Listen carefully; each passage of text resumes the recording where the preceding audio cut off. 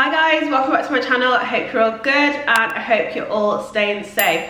So today we're going to be talking about HMO planning permission, and we're going to discuss when you need it, why you need it, and I'm going to talk through the application process that we had to go through last year to get full planning permission. So when it comes to planning permission and HMOs, there's three main areas that you really need to know about. There's permitted development rights, Article 4 and full planning permission. So I mentioned in this video that HMO planning and HMO licensing are two completely separate things. So if you want to hear about licensing, then make sure you check out that video. I'll make sure I leave a link in the description bar down below so you can check it out. So what is planning permission? Planning permission is consent from the local authorities to either build something, create a major change, so like a big extension, or to get a change of use on a property. So where HMOs are concerned, we're going to be talking about a change of use. So when we're talking about planning, land and buildings have various different categories, and these are what we call planning classes. So for example, shops are referred to as A1, cafes and restaurants are referred to as A3. And when it comes to HMOs, there are two planning classes, which are C4 and Sui generis. So C4 is used when there are 3 to 6 unrelated people who are sharing one basic amenity. So for example, if they're all sharing a kitchen, then that is when you would use C4. And then there's Sui generis, which literally means one of its kind. And this is kind of for everything that doesn't really have a category. So for example, like a car showroom could be Sui generis because it doesn't fit into any of the other categories. And Sui generis is actually where HMOs with more than 7 bedrooms fit in.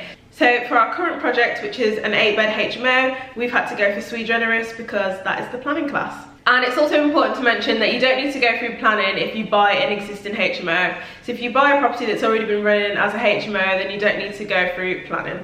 So when you buy a normal house, the planning class is C3, and this needs to be changed to C4, which can actually be done under something called permitted development rights. So permitted development rights means that certain building work and certain changes of use can actually be done without having to go through full planning permission. So for C3 to C4, as long as there's no restrictions, then this is automatically applied. However, it's really important to check the Article 4 direction in your investment area. So let's talk about Article 4. So Article 4 is brought in by the local authorities and it restricts permitted development rights, which means that you might have to go through full planning permission.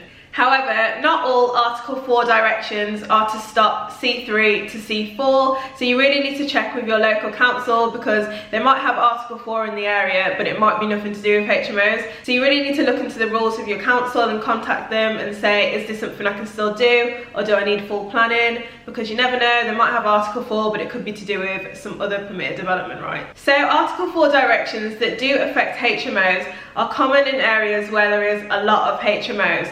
So it's really common in like student areas where there's just HMOs everywhere, and then the council come in and say, hang on a minute, like we don't want any more HMOs unless you go through full planning permission. And it's really to make sure that they keep a balanced community of like not just all HMOs, do you know what I mean? But yeah, with Article 4, I'd say it's really important to really dig deep because it can actually be the case that half of the city's got Article 4 and the other half of the city doesn't have Article 4, so it's really like area specific. It's not just a case of like, oh, this whole city's got Article 4. It can be just like certain areas, so it's really important to look into that. And like I said before, the Article 4 direction might not actually have an impact on HMOs. It could be for another reason, like they have Article 4 in conservation areas. But that's not necessarily to say that you can't do HMOs. So yeah, Article 4, you've really got to look into it. If you just Google it in your area, then you should find the information. But obviously if you're unsure of anything, then get in touch with your local council because they're really there to help you and they don't want you to do anything wrong either, so yeah. And it's also important to mention that when Article 4 affects HMOs, it's really on the new HMOs. So if you already own a HMO in an Article 4 area, you don't then need to go and get planning.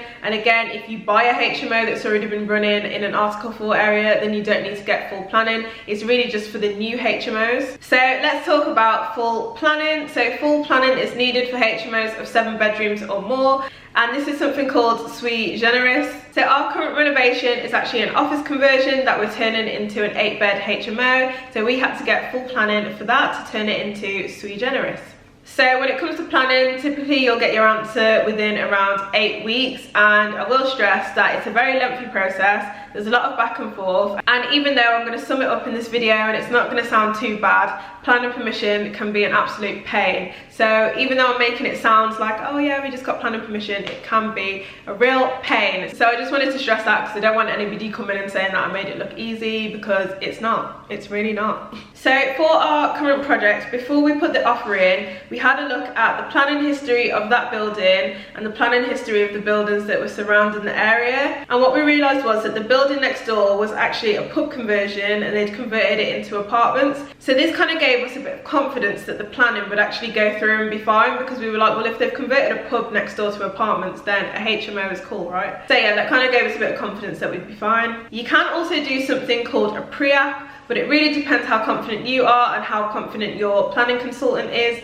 We were fairly confident with the office that we would get planning permission, so we decided not to use a pre-app. However, we have done pre-apps before on deals that have fallen through, so yeah. It's just something that the planning department do to kind of talk about the likelihood of you getting planning, so yeah. So for the office, we did actually use a planning consultant, but going forward, for the foreseeable future anyway, we're actually going to do our own planning applications, because to be honest, we kind of ended up doing a lot of the work ourselves this time anyway, and then we were just like, okay, like let's just do our own until we can't, like, do you know what I mean? So yeah. But basically what we had to do with the planning consultant is share all our plans and floor plans and things like that, and then the planning consultant prepared the application with all our supporting documents, and he sent that off to the planning department. And then once he'd submitted the application, then we paid a fee. And then after that, the council just validates the application and just make sure that all the documents are there, that nothing's missing, and yeah, just make sure that everything is good to go. Once they've validated the application and made sure everything's there, you then get sent a planning notice. Like, I don't know if you've ever seen them, but like, it's something that comes from the council, and it basically says like planning application in process or something like that. They send you one of those, and they also make your application known to the public. So they send out your application to your neighbours, and they send the application out to like the various different departments in the council, so they can send it to like the drainage department, the HMO office, the parking highways department. They just send it to everyone, and they've got 3 weeks to make a comment on your application and basically raise any issues that they've got. So obviously this is going to be different for everyone, this is just my experience, but in terms of the feedback we got, we had one neighbour say that they'd rather see the property turned into flats. We had another department say that they were concerned that the bathroom sizes were too small, and the actual planning office themselves raised a concern and said that they thought the kitchen size was too small for the number of occupants that would be living there. So the HMO officer actually responded to all of these queries, and he said that because of the large bedrooms, that the kitchen size was fine. He said that he'd seen the bathrooms that we'd done in our first renovation, so he knew that the bathrooms were fine and they were done to a good standard. And in terms of the neighbour who said they'd rather see the property turned into flats, he basically said that it's a professional house share, and you can tell by the tenants that we've got in the first property that actually the tenants that we're going to get into this one will be fine. But the planning office still wanted more evidence, so they were asking us to send like pictures of the bathrooms, because they were like, nah, this spec doesn't work, and we were like, well, it does work because we did it in the first one. And actually the bathrooms are actually bigger in our second project, but they like literally didn't even believe that the dimensions we had were going to work. We were just like, what the hell? And then at this point, the actual owner of the planning consultants that we used then went back to the planning office and said, hang on a minute, you shouldn't be overriding what the HMO officer has said. If the HMO officer said it's fine, then why are you asking more questions? Because you're just like ignoring the fact that he's doing his job. So then literally we didn't hear anything from them, and then they just approved our application. So yeah, even though I've summed it up really quickly, I cannot stress enough that planning can be difficult. Like, we had a lot of back and forth even with our planning consultant, because he was just like missing emails. So like all of the queries that I said before about the neighbours, the bathroom sizes, the kitchen, he like missed that for ages. Like, he didn't tell us for so long, and we were just like going back and forth, and yeah. So yeah, then we decided going forward, until we can't do it anymore, we will do our own planning applications. So yeah, obviously I'll share it with you guys and let you know how it goes. But yeah, and obviously there is like a general process that planning follows, but I can't come and say like, oh, just do this, just do that, just do that, because that's not really how it works. And a lot of the issues that come up, they can literally depend on like who's working on your case in the planning department. Some people might think one thing's fine, some people might think another thing isn't, and it's just, yeah, it really depends on who's working on your case. So yeah, that's why I can't really give you like a step-by-step process. So yeah guys, that's pretty much the things that you need to be aware of when it comes to HMO planning permission. And obviously I spoke about the process that we went through, but I can't stress enough that it's so important to speak to your local council on certain things, because I can't come and give you all of the answers. But comment down below and let me know what other videos you want to see. If you've got any questions, then don't hesitate to ask. Make sure you follow me on Instagram at Leah_Miller. But thank you so much for watching. I really appreciate it as always, and I'll see you next time. Bye. Which means that you might have to go through. So as I said before,